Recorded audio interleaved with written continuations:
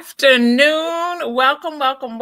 Come on in the room. Those of you who have been watching us for a while, you know that I am Dr. Frederica, and this is Pastor Byron. Pastor Byron, how you doing today? I'm doing well. I am blessed. I am excited to continue in this discussion with you. Awesome. So, for those of you who are just joining us, we have been talking. This is week number 2, and we have been talking about Daniel. Many of us know Daniel from the Lion's Den.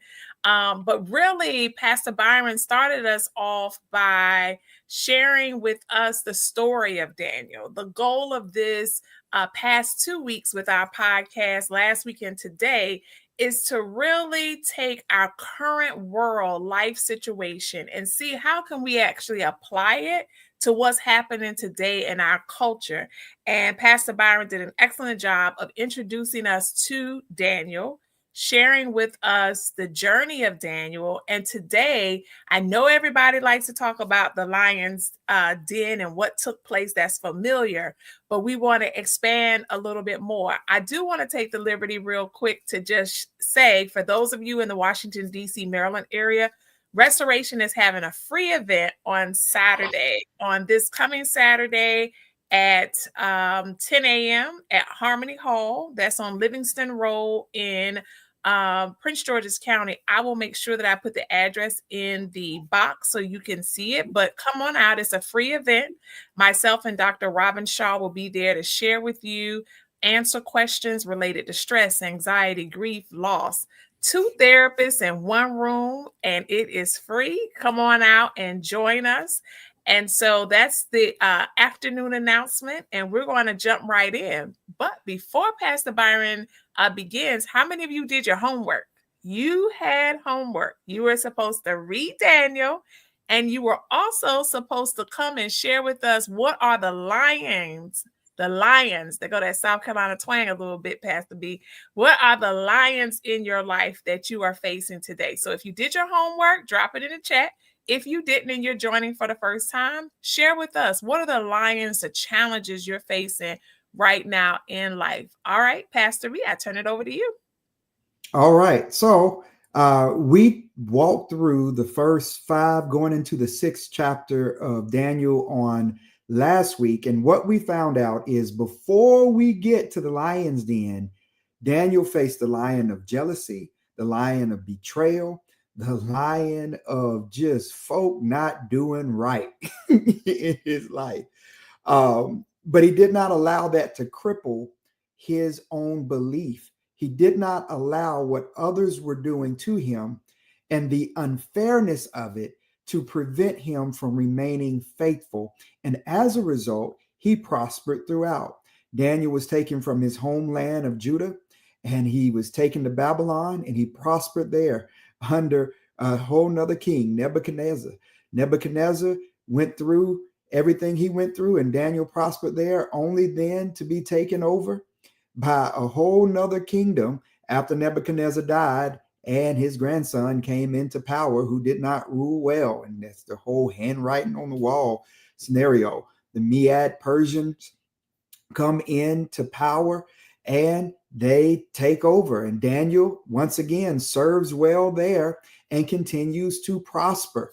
Daniel, who was of a royal lineage, found himself being an outsider in a strange land, but continued to prosper no matter who and what king was in charge, no matter how evil they were or how good they were, because he persisted in serving the King of Kings and the Lord of Lords, being true to his identity of who he was, despite what everybody else was doing. And he became under attack over and over again. So let's talk about how he ended up in the lion's den.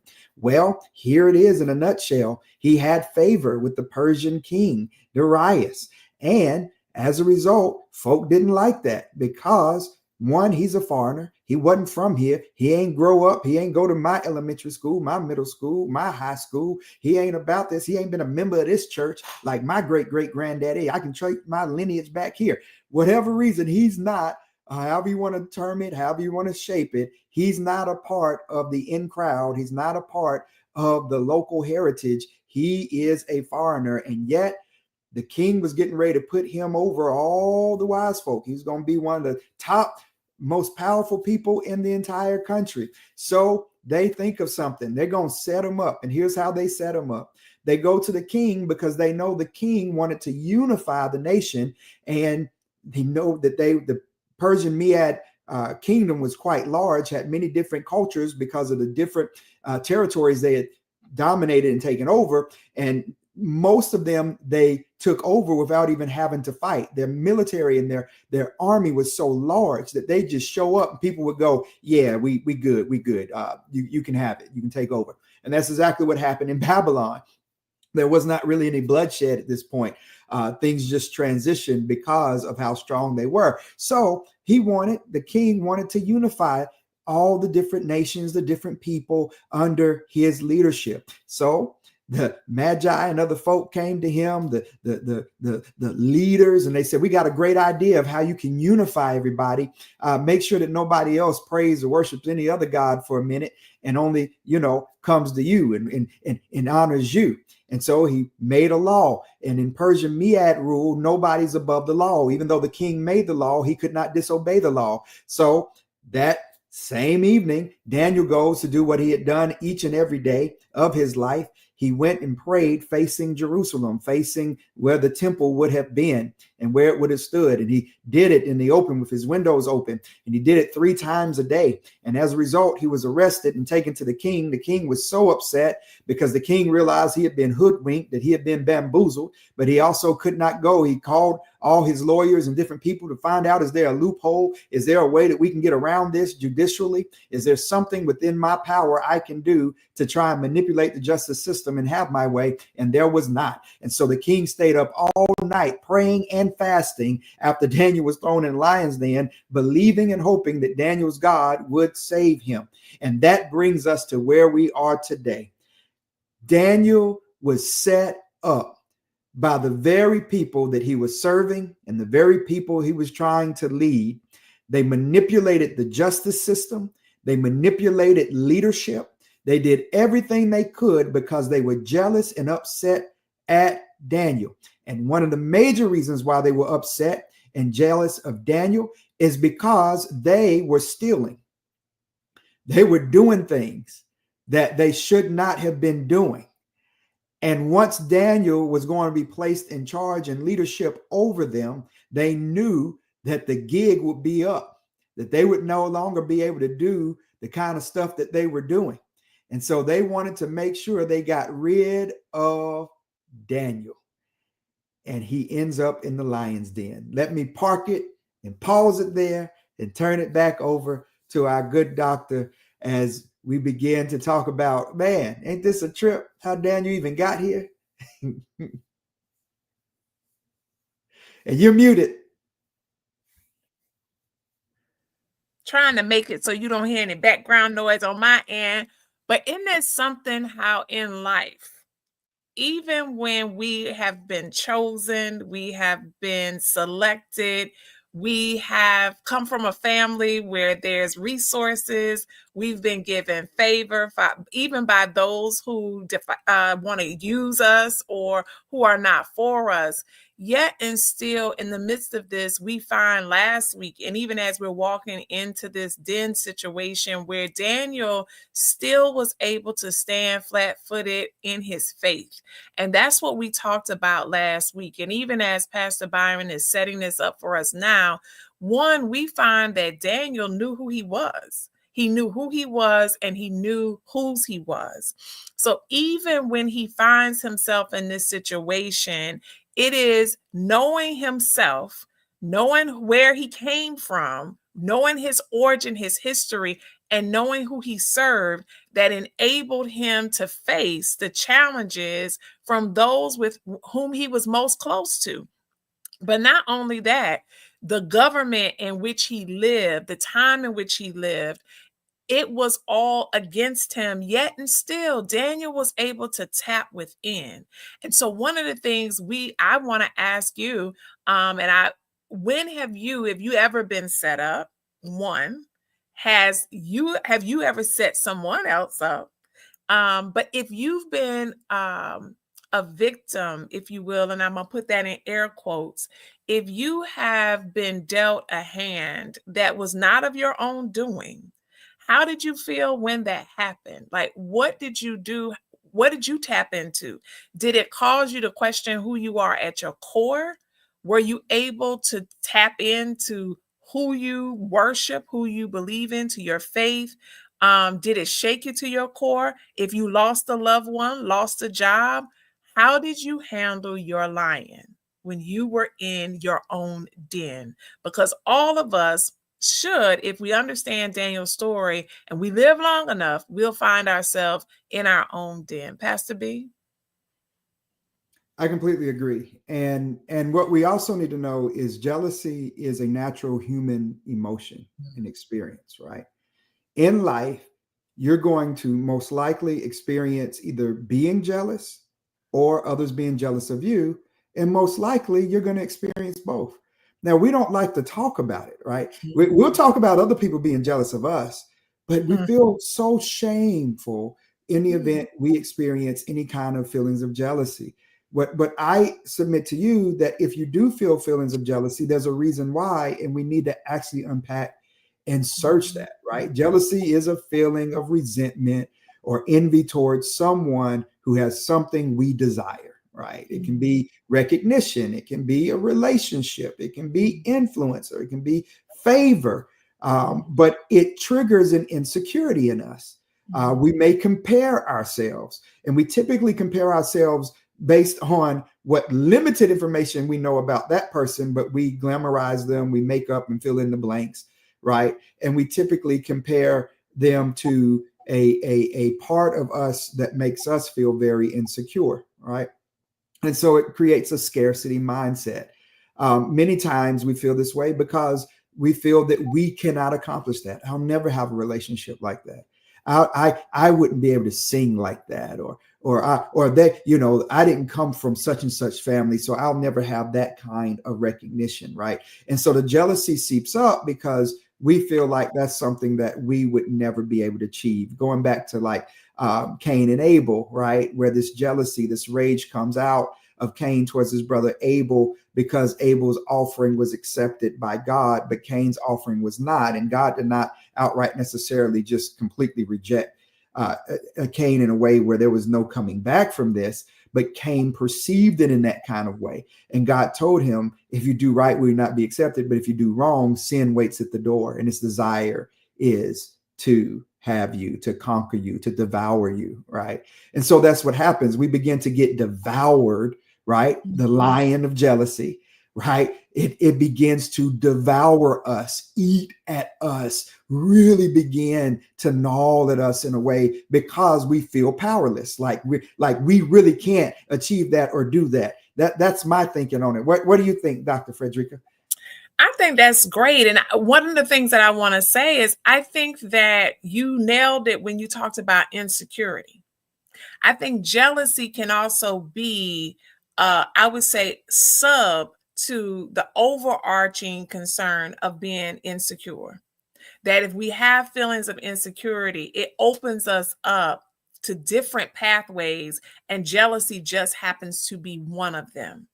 And so there's, like you said, there's something in us. Now, for some, unfortunately, it may be that your insecurity was initiated growing up in your household, where you may have heard negative messages about your appearance, about your skin, your hair, and all of these things coupled with society can impact us in a way in which we begin to question. And no doubt, our young people today really are facing things that I didn't in my childhood. This social media, while it's a great thing, we're using it now. It also intensifies. So you already have pressures, and not just children, adults too. You already have pressures on the job. And so if you're a person who has insecurities and you have that, you face it on the job, you face it in school, you face it in whatever situation you find yourself.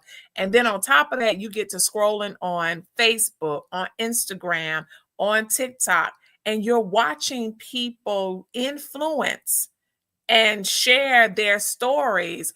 And that just further breeds, has the potential, let me say, to further breed that insecurity because you're seeing it in real time.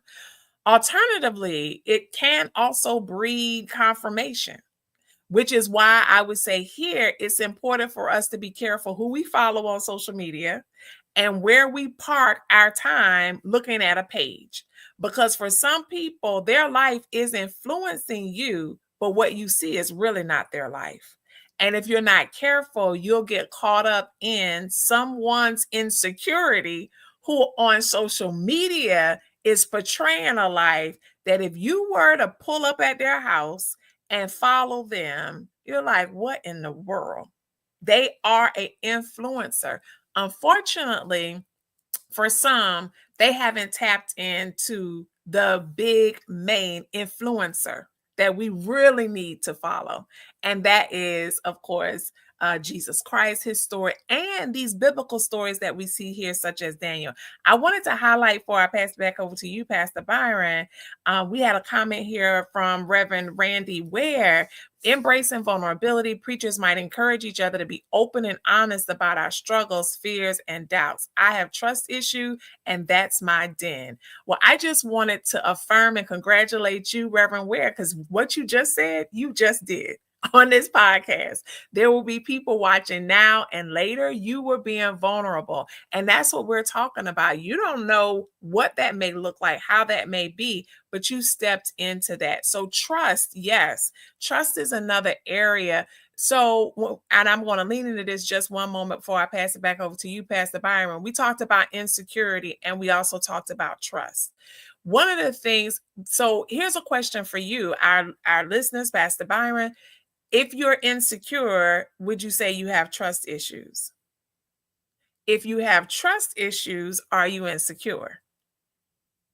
They're two different pathways. Do you think they complement each other? Or do you think they are two and separate and apart? And while Pastor Reverend Ware brought that up, the larger question that I want us to think about, since we're talking about jealousy and we're moving on here in the lion's den, is how much of other people's perceptions do we place on ourselves because, one, we are insecure, and that insecurity can lead to us not trusting other people. And then how many times has there been people who did set us up? And then other times when people were really looking out for our best interests, but our insecurity and lack of trust did not allow us to see that. We weren't able to discern the difference. What's your thoughts, Pastor Byron? Yeah. Oh, so much. One, a new term came to mind as you were talking: insecurity. Insecurity. Insecurity. That's what happens when Instagram and our insecurities get to know each other. And so, right, and the algorithm kicks in. So now it's feeding our insecurity instantly. And so I'm coining it insecurity is really what begins to happen. And Reverend Ware, thank you, brother, for your comment and for your honesty and everything. And it's good to hear from you. And for just chiming in on this in general.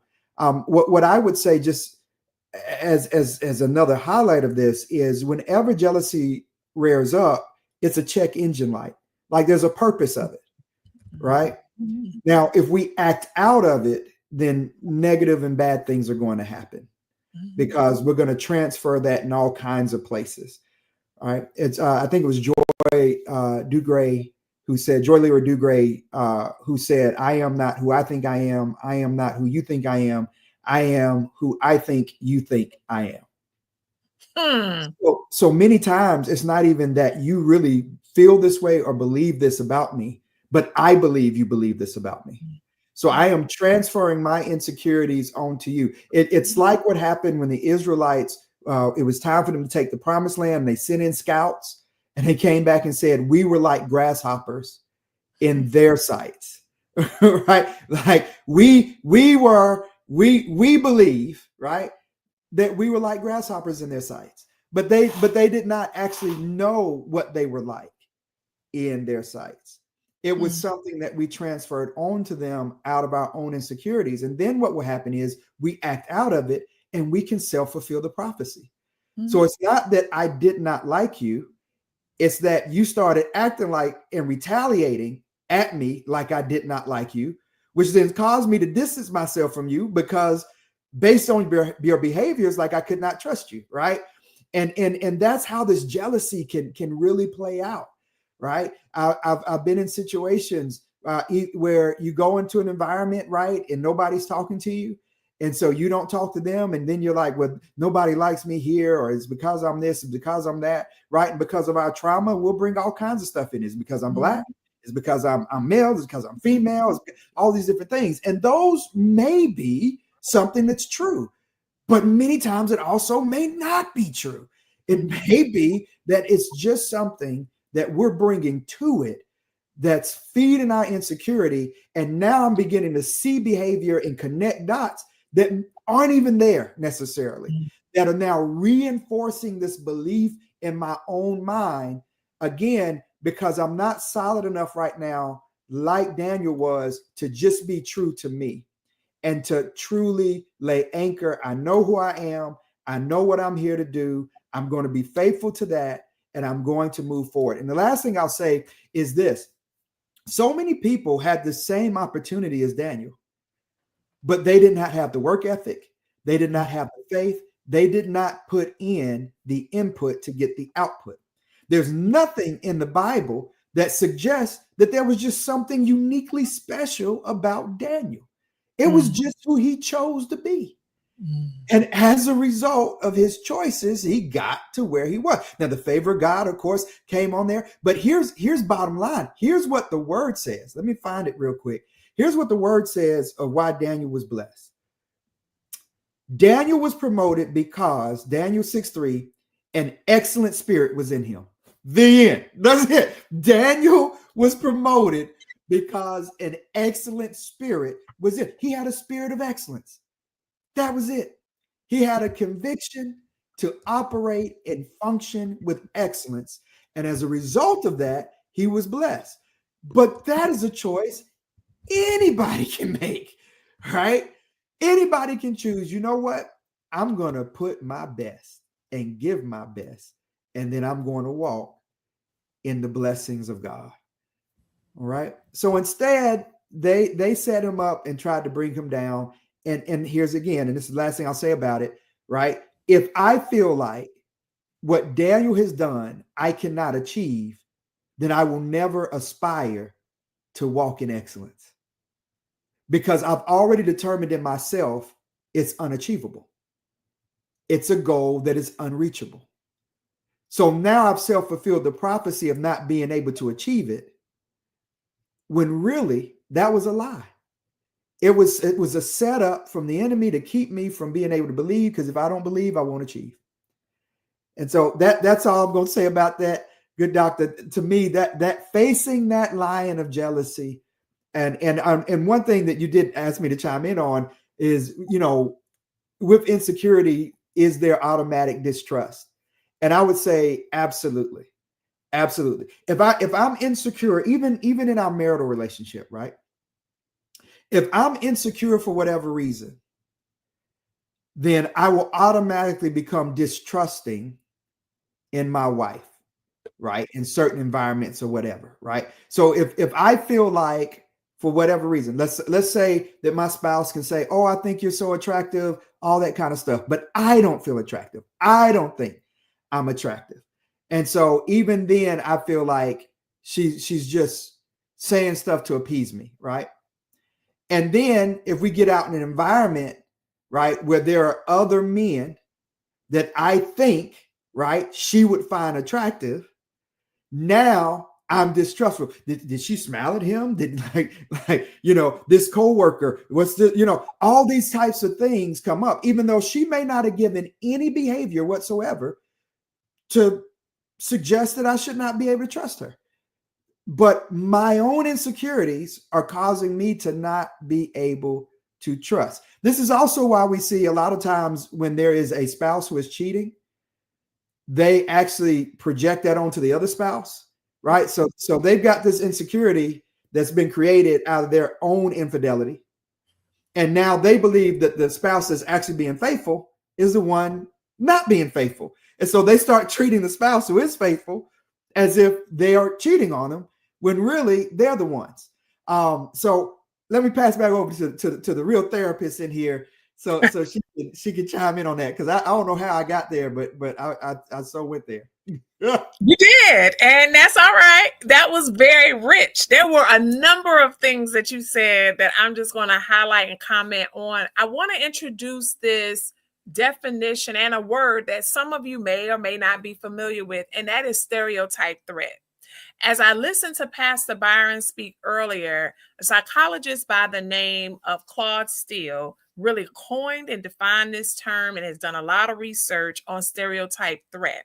And what is that actually? It's a psychological phenomenon where an individual, when facing a situation where a negative stereotype about their group applies, they may feel the risk of conforming to what that stereotype is. And how does that apply to us in today's society and culture, right? One of the things I would say oftentimes is dubbed for African American women is that we're angry, we have attitudes, things of that nature. Well, whether we are aware of it or not, for some, the reality is it's not, I have an attitude to have an attitude.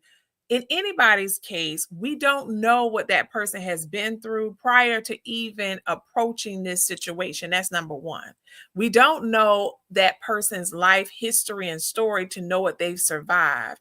And when we have been someone who's experienced, and this is for any person, trauma, and if it's repeated trauma over time, then what we find is that in every situation we go in, we're looking through that lens. Conversely, if you are a person who has always been upbeat and you have been surrounded by love, care, and concern, guess what? When you go into a situation, your lens is going to be positive. You are going to be one that expects everyone is doing something in your best interest. So when someone does something to hurt you or take advantage of you, sometimes you're not even aware that that has even taken place. Why? Because your lens and your experience has been one of positivity. However, if your experience has been one of neglect, hurt, disappointment, abuse, then when you go into situations and someone takes advantage of you, you are then saying to yourself, this isn't anything. So you bring these two people together in working environments, in family environments, in relationships where someone is looking through their lens is positive and someone else is looking through it negatively because of their life choices, because of the messages they received. You bring these two individuals together. The person who had the positive experience in life, when they have been hurt or set up or someone is jealous of them and does something to hurt them, it may take them a minute to get over it. They may become quote unquote stuck. The person who has experienced and has an expectation to be hurt in life is looking at you saying, why don't you just get over that? That's life. What's the problem? You see, so when we are all together living in this society, our experiences in life, it also influences how we work with others, how we relate, how we choose to vote, how we choose to support different causes. And so, one of the things that I'm hoping we will continue to do and we will be intentional about doing, instead of kind of pointing fingers at people who look different than us or look like us, but have different beliefs than we have, instead of pointing our fingers at them, how about let's just try to understand their journey? How did they get to believe the things that they believe? Whatever that might be, religious differences, sexual orientation, whatever that might be, understand that our journeys influence who we are and why we are the way that we are. And then if I bring it back to Claude Steele and something that Pastor Byron talked about a moment ago, I'd like to also, there are persons who are watching now, who are listening, who are not jealous, who have a spirit of excellence, who did the work that they were supposed to do, who showed up on time, who checked all the boxes, who went to church or whatever their place of worship may be. They checked all the boxes, and yet they have found themselves in a situation where they have had to make a decision about, do I stay on this job or do I apply for early retirement? Or perhaps I didn't even have a choice. I was told I have to now no longer work in a place where I've worked. And so, for those of you who, and I think when we talk, and Pastor Byron said a whole lot that was rich. When we talk about self-fulfilling prophecy, when we talk about jealousy, insecurity, things of that nature, we really have to be careful in this current season, because this is a divisive season that we're living in. And some of those insecurities that you may believe that you got over, this environment that we're living in, it can expound even more and trigger some of those lions that you thought were gone, only to find that those lions were sleeping. So if you believed in, I'm going to say the South because I grew up in the South. If you believed growing up and you heard messages that because your skin color looked like mine, that you were less than, or that you didn't achieve, and you're living in this current climate, you want to make sure that you're careful that you don't believe those things now, right? And so I think what is happening is I'm hearing, as clients are coming in, some of those lions that people thought they had overcome, all they were doing was sleeping. And it has triggered the insecurities that I am not enough. Why would I have been let go when I checked all the boxes? And so this is where we can tap into Daniel. Pastor Byron? So well said. Because what then happens is FUD seeps in: fear, uncertainty, and doubt. Right. When once fear comes in, then if it gets in the driver's seat, then it's very hard to walk by faith or to even lean on anything that is logical or rational, right? Because I'm uncertain about the future. I feel that I've lost control, right? I feel that there's a threat on my well being, on my security, on my identity, right? And then past trauma begins to echo, right? And it becomes very present because, as you said, the lion was sleeping. The lion was not necessarily dead, or the lion was not necessarily gone. Or how about this? We didn't even realize we were still in the lion's den.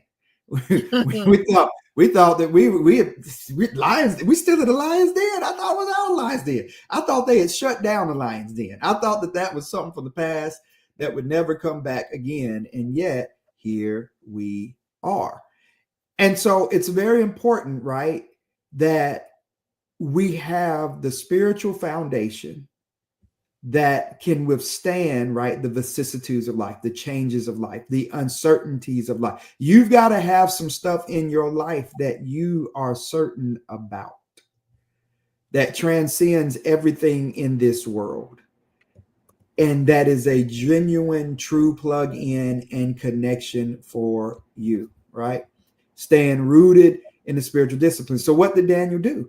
What Daniel did is Daniel made sure that no matter what, he was praying, right? No matter what, it held consistency. No matter who was the president, no matter who was the king, no matter who was scheming, no matter what his role and responsibility was, Daniel was devoted to a prayer life. He prayed every morning, he prayed every noonday, he prayed every evening. He was not going to compromise on that. It did not matter what the law said, it did not matter. He was uncompromising.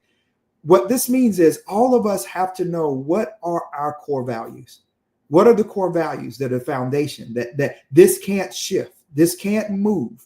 Doesn't matter what season of life it is. What are my core values? What are my spiritual disciplines? Right? Because in time, here's what happens to us. When things are going well, we typically become undisciplined. When things are going well, we probably aren't praying as much, probably aren't fasting. Are we in the word? Are we prioritizing church involvement? Our groups and our tribe that the Lord has blessed us with.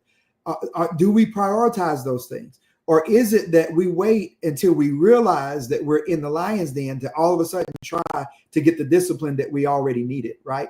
If you run a marathon, you needed to have trained for that a long time before you get there, right? So keep in mind, the lion's den happens all the way in chapter 6 of Daniel. He's 80 something years old by this point. He's lived a whole life of faithfulness. He was a teenager when he came to Babylon.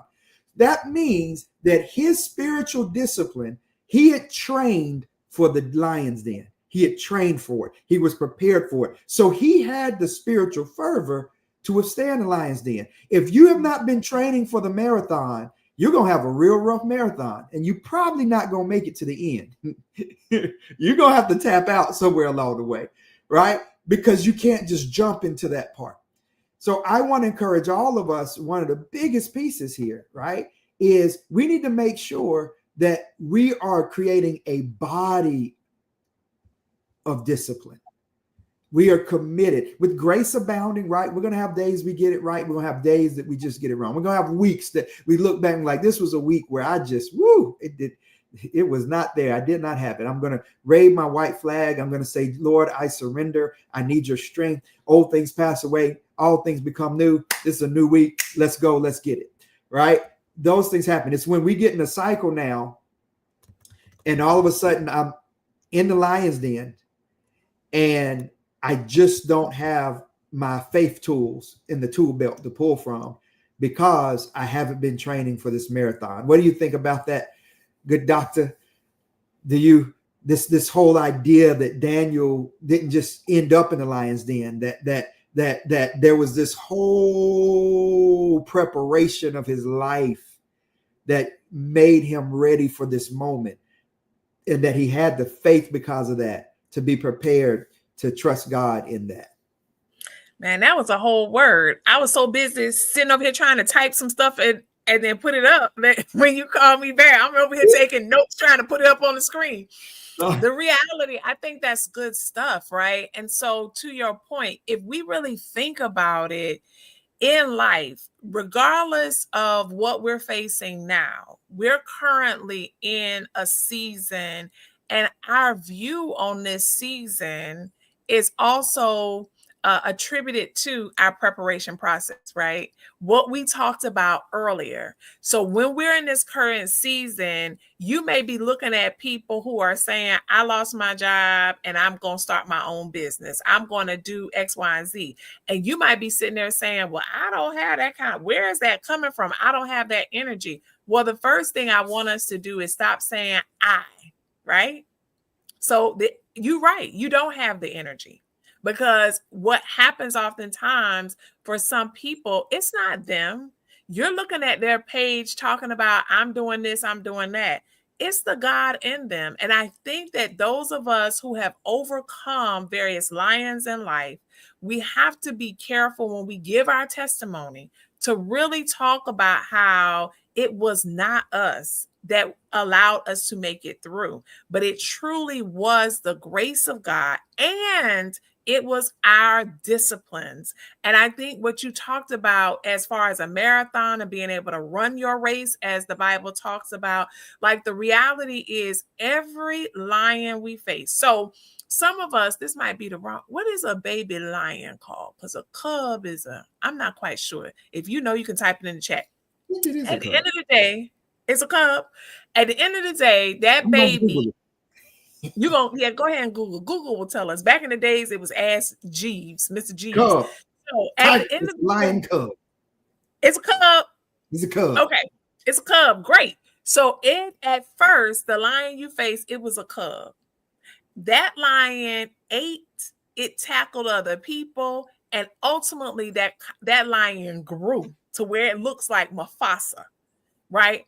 So just like that lion nourished itself to come and overtake you, you have to nourish yourself with spiritual disciplines, with self-care, with time with the Lord, with time with your village, with educating yourself and whatever your craft may be, so that when these lions come, you too have nourished yourself in a way that you can stand and face those lions. So it is very true. Now, if you have not nourished yourself, if you're at a place where you don't feel confident and secure, it's okay. It is never too late for you to be able to nourish and to be able to grow so that you can do what's necessary to face those lions. So don't give up.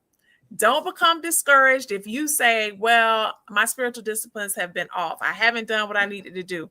It is okay. It is fine. It's never too late to engage in spiritual disciplines and grow. What you think, Pastor Byron? Well said. The best time to start is today. It's kind of like working out, right? We get this physically.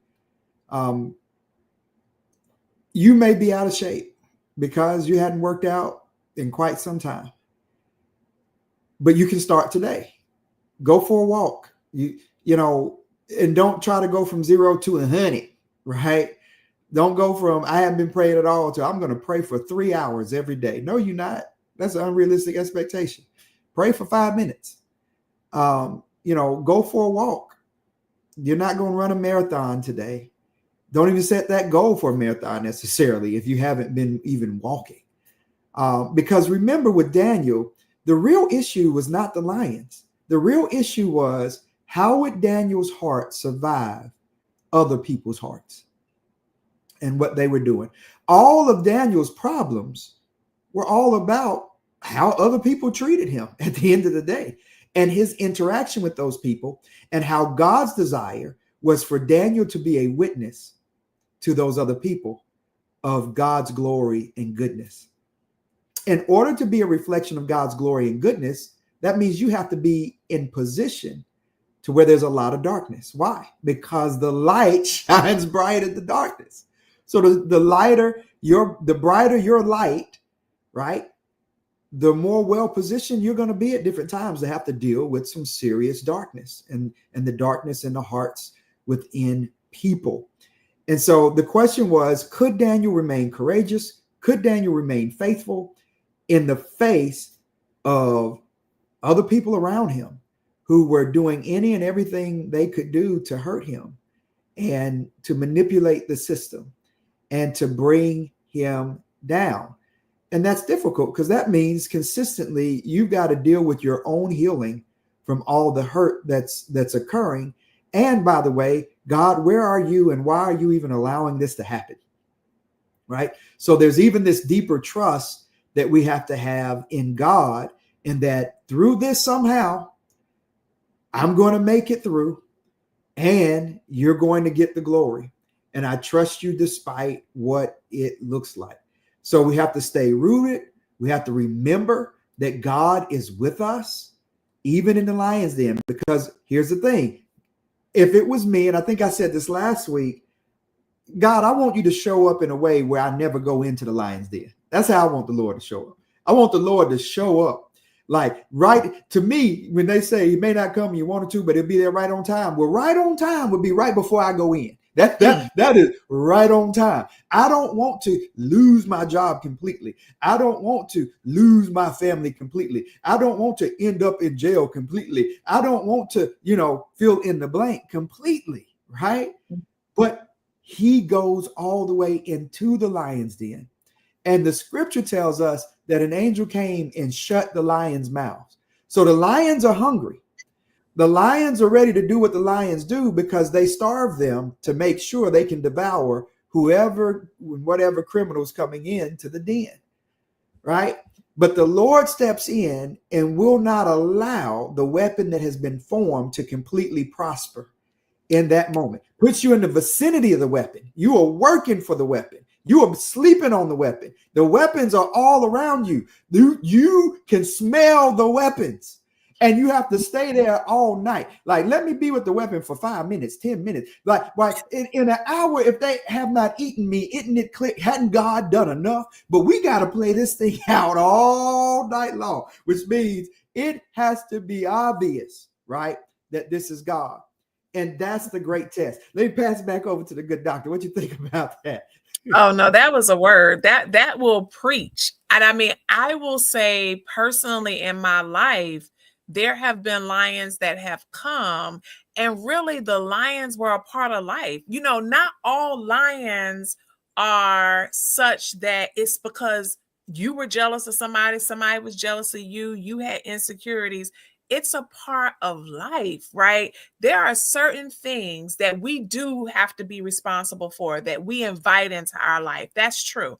But then there are other things when you're living your life and life happens. You don't expect it, but it shows up. What I've learned in my walk with the Lord is that with every lion, He's growing me closer to Him.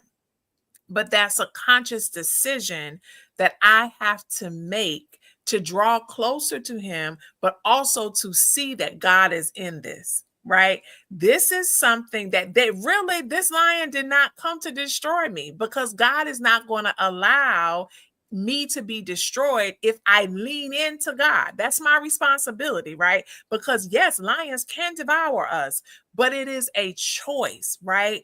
Ultimately, what are we going to do? And sometimes, just last year, for an entire year, I had a lion that was not caused by me.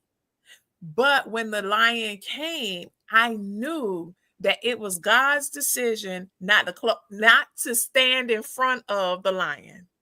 But it was more of God saying, "What you gonna do, Frederica? In this moment, are you going to allow this lion to devour you, or are you going to lean in and trust me more?" And so while there were people around me, "What you going to do, Frederica? How you going to handle this? What's going to happen?" I had been with the Lord long enough to know that I needed to sit still and see what God was telling me. Once I always tell people who know me, I just need to know what God is telling me to do.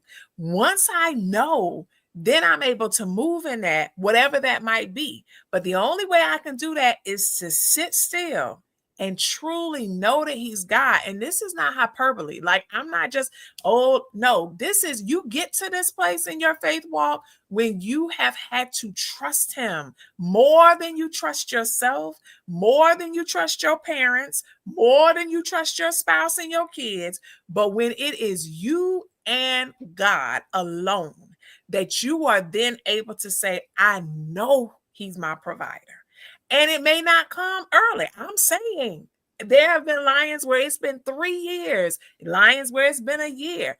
But at the end of the day, if we find ourselves facing the same lion, now it may look different, but if you find yourself facing the same lion, it's an indicator there's more work for me to do, right? So look at it as a challenge and an opportunity.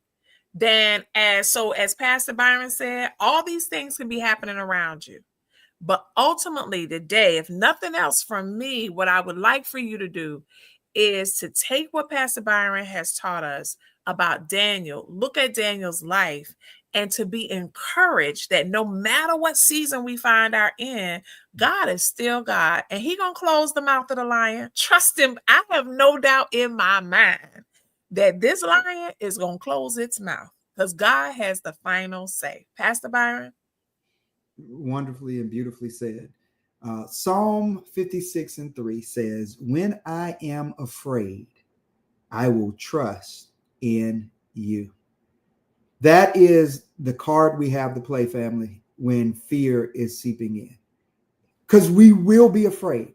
Don't add guilt onto your fear of saying, "Oh, now I'm not good enough Christian and blah, blah, blah." No, no, no, no. Fear is a natural response. The reason why we fear is because the brain has concluded and deduced that you should be concerned about your well-being, right? That there is an imminent threat in some kind of way to your life. And so fear gives us a heightened sense, right, of attention and different things. It gives us adrenaline. It gives us all kinds of other different rushes that we need in order to face the fear, right? In order to move into action to get to a place where we can be at a healthy state once again.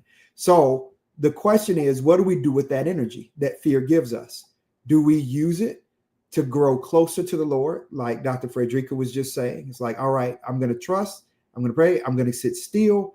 I'm right, because stillness, even in the Lord, does not mean we're not moving, right? Stillness means that we're seeking. Stillness means that we're sitting in God, that we're placing. So there's a very intentional movement, right? Even in stillness in the Lord. Think of it in terms of, if God stills the waters, that does not mean that the waters aren't moving, right? There's just a calm to their motion. There's a calm that's not stormy, right? You can still see that the sea. If the sea is calm, that does not mean that it's absent of waves. The sea always has waves, right? A calm sea is still moving. A calm sea is still in motion, right? It's just not dangerous or destructive. It's a place for easy passage and engagement and recreation, etc. Right? So it's important that we channel the energy that fear has given us to the best of our ability in order to draw closer to the Lord and to implement the spiritual disciplines, right? Now, not you talked about, right, how we wanted to start working out. Well, that fear is going to give you a lot of different energy to where you can start working out. Here's a good example of that, right? You know you're supposed to be doing certain things with health, but then all of a sudden you go to the doctor and you get some news, and it's all of a sudden you got all this energy. Like you going and working out, you meal prepping, you doing all this stuff, right? Because you got scared straight in this moment. And so now you've got all this energy, possibly because of what fear has given you, to move into action. And the only other thing I want to say about it, because I know our time is rather short, that's crazy about the lion's den, is that in the end, those 120 men that went to set up Daniel, all of them and their families and their children were thrown to the lions and were devoured. And this is the danger of operating out of jealousy and out of envy and out of spite. In the end, the seeds we sow end up being our own. And it ends up hurting those who are closest to us, who may even be innocent and had nothing to do with it. It's incredibly imperative and important that we do not allow these emotions to be in the driver's seat, that we use them for what they are, and that is to call us to give attention, to sit with the Lord and sort through why we're feeling the way we're feeling. Where is that coming from? What is the healing that needs to happen in my life? Where is the Lord wanting to move? How do I deal with this? How do I engage in a way that maintains my spiritual fervor, that keeps God at the center and gives God the glory and honor and praise, and puts my trust in God, even though I don't understand and it does not make sense what I see and what I'm experiencing right now in my life. Trust in the Lord with all thine heart. Lean not to your own understanding. In all your ways acknowledge him, and he will keep you in perfect peace, even while you're with the lions. Amen. Amen. Amen. That was an awesome way to close us out. Pastor Byron, I would like for us to lift up you and your family, your team that's traveling. So did you want to share with us what you're preparing and closing to embark upon? Sure. So Sunday after church, there's a group of us, my wife and 5 other individuals from our church, who are headed to Ethiopia, where we have been actively engaged in missions work through World Vision. We're incredibly excited to go see our over 200 children that we sponsor there, and how they're doing with their education and with their food and nutrition and their water access, and their families. I mean, it really is a communal uplift. And so we'll be going to the Tigray region where our kids are, but we'll also be going to the southern region this year where there are no church partnerships. And so we're traveling over with several other churches that'll be doing this for the first time that are partnered with us now. And we're going to look to impact a whole different region there in the motherland. So your prayers are welcomed. We are incredibly excited. We're doing the Matthew 25 challenge right now. And so each day we have different things that we do as a family in order to try to walk in the shoes of other people. And so last night we all slept on the floor as a family. And so my back and rest have been all compromised as a result of that. The kids loved it, as they tend to do.